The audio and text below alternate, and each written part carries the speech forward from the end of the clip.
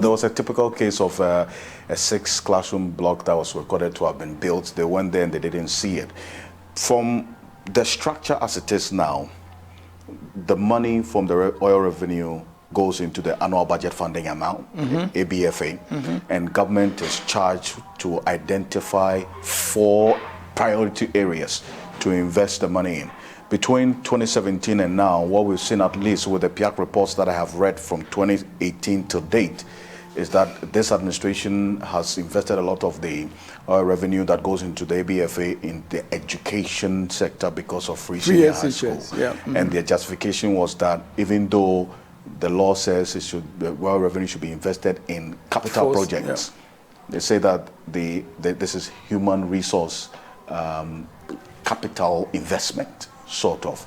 And that leads to the neglect of the other areas like health and so on. Yeah. Does that raise any concern? Well, it seems to me that we're looking for transparency. If we find that the constraints that are created by the PRMA and the Petroleum Revenue Management Act, if we find that those constraints are not working well, or there's some emergencies that we have to address, I think we have to be upfront and raise that, have that discussed in Parliament and so on, and have, a national appreciation of that position. But we can't go against the law and simply say that, we think, in my mind, because otherwise it means that anybody can come into that situation and decide, if it's not free SHS, it might be some other pet project of whoever, it might be, something that is of concern to a particular individual minister or whatever, but not necessarily a national priority. And that is where I feel that we need to be more transparent and upfront. If we find that there are certain constraints, let us face the situation. I made reference to the fact that the legal provision which constrains GMPC's borrowing power against reserves is a bit of an undue constraint, because all the companies who are partners of GMPC are able to borrow against reserves. That's a well-known practice in the industry. They're able to borrow against reserves. And that, can be done responsibly, because the funding sources are also monitoring your reserves, and they're monitoring how you're replacing the reserves, and they're monitoring your ability to repay them. And they're doing that, systematically. So Tullow cannot just go and borrow against reserves and then use it anyhow. But having a blanket constraint against that kind of activity, I don't find is in the best interest of the country. Because what it means is that if, as for instance, the situation now where, government itself is so severely constrained in terms of its capacity to raise capital and so on. There's one, additional point that I would like to, to throw in. You see, recently, again, there's been back and forth discussion about the way in which, power purchase agreements, have generated a lot of costs for they say excess power. Exactly. The World Bank country director is quoted to have made that point. Right.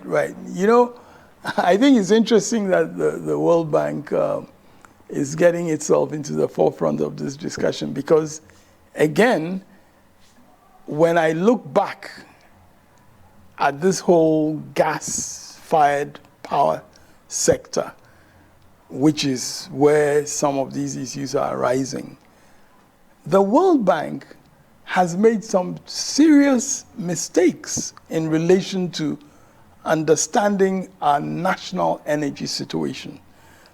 In the 80s and early 90s, when GMPC, as a result of this gas mandate, was insisting that based on all the evidence available, gas was an important source to complement and supplement the power from hydro sources.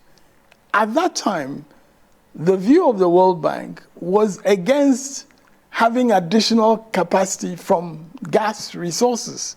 Because the argument of the World Bank, and the reason I'm raising this is because fuel costs are a major part of the problem that we have about the power sector. Fuel costs are a major part of the problem.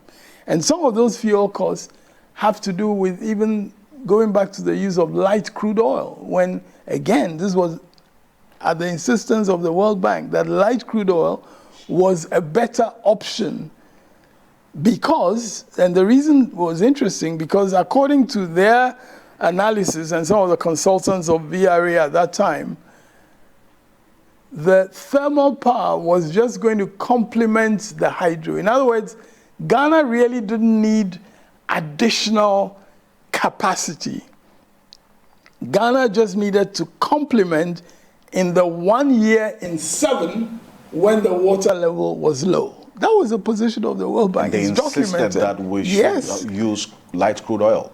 So light crude oil for them was only going to be needed in the 1 year in 7 when the water level is low. So in 1 year in 7, you buy crude oil, rather than, according to them, commit yourself to a long-term gas offtake. Now, at that time, we were saying it's clear that, the country's growth is going to require more and more power. And, there's documentation which shows that they took a different position. They were on this trajectory of 1 year. And so VRA began to have to face the cost of light crude oil for the Abuazi plants. That was really the beginning of a lot of these high costs in the energy sector, which naturally came at a higher cost than what it would have been if you had planned ahead. In those days, we were projecting certain requirements for additional power based on the growth of the economy as we thought from the data that we had, from the different sources, And they said that VRA should not burden itself with getting locked into gas supply. They should rather go with light crude oil. And based on this view that the light crude oil will give thermal complementation during the 1 year in 7 when the water level of hydro is low. When you look at the situation today, if those gas projects did not go ahead such that gas supply became available to Ghana, how today hydropower is 32.4% or whatever of the capacity, the power sector capacity. Thermal provides 66 and more percent, renewable only a small percent. So, I mean, if gas had not been, insisted upon and developed, where would we be at? Again, the World Bank, which had in the past resisted GMPC's approach on gas, when it came to a project involving ENI and Vitol in the 2015-2016 period, the Sankofa Jinyami project, I mean, the World Bank could accept to guarantee payments to private sector companies at a gas price of $9.8 per million BTUs. That's a very high gas price. In fact, it's about 4 times the kind of gas price that they were saying we should be looking at, in the period when, we were having those discussions about gas. What they thought would be a reasonable price of gas and so on, 2.5. And later, they were providing guarantees for a $9.8 price. I gather There's been some reductions in that price in more recent years, but basically the World Bank provided a guarantee, and that guarantee, I think, cost up, I think, over half $500 million. Because basically the World Bank was guaranteeing payments to the foreign companies involved, but at a time when GMPC was looking for some guarantees to develop its gas project, the World Bank thought, the country would not need that additional power. And so I think really, the country director should really go back a little bit into the origins of the problem of energy sector debt. And because, as I said, the crude oil and the effect it had on VRA and the way VRA then had to go back to the government. And of course, you could never set a power price which would enable you to recover, sufficient for that kind of crude oil price. And those are problems which I believe the World Bank itself needs to face, because I think they owe it to us to be part of the solution, since they've been part of the problem. They've been part of the problem. Very much so.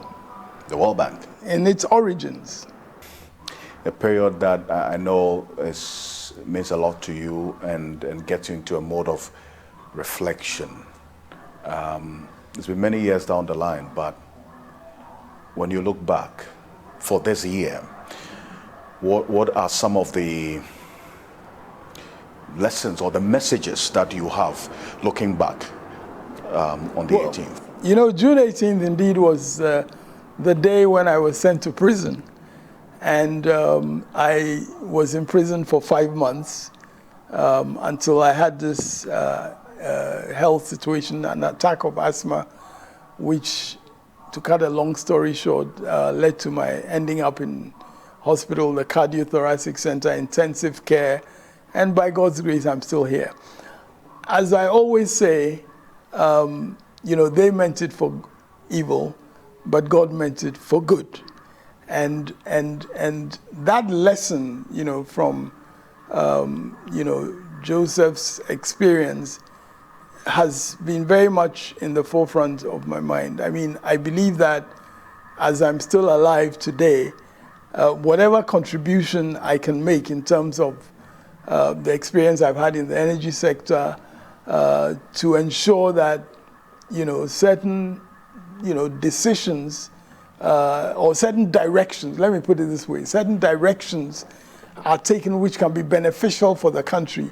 I do feel an obligation to make them known. They may not be very comfortable in some people's ears, but that's the least that I can do. But the final point that I want to emphasize is that I think from the experience that I've gained, especially in the oil and gas sector, there's a lot that I have to share with the younger generation. Indeed. With the generation of people who today are having to grapple with a very dire economic situation of our country, and for whom the future can look extremely bleak.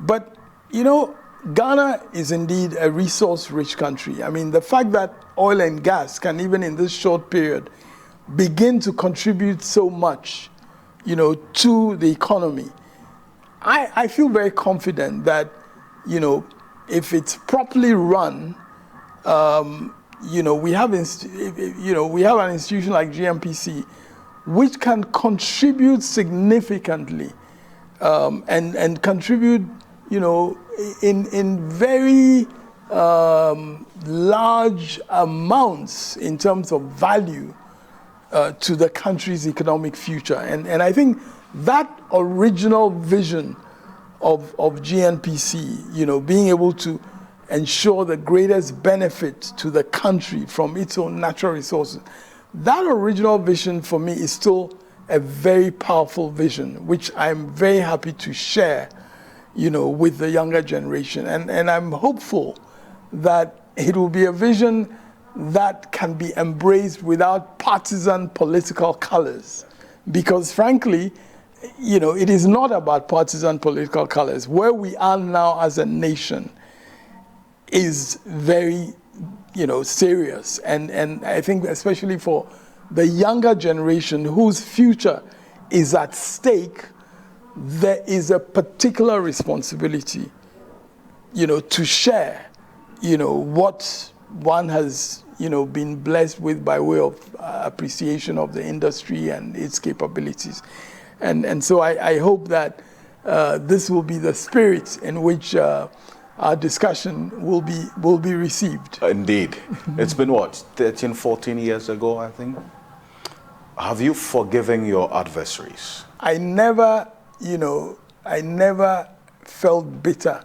And as I've always said, I was very ready to let go, and forgiving them came very easily to me. I didn't really hold it, I didn't take it to heart. And I mean, I always also give credit to my dear wife who, in the context of that, always, reminded me that in terms of, she always used to say, God is watching. That was her favorite expression during that period. And she said, God is watching not only those who were doing whatever they were doing against me, but God is watching me as well in terms of, whether the allegations that they were making were justified or not. In the end, I was acquitted and discharged completely, but I think that,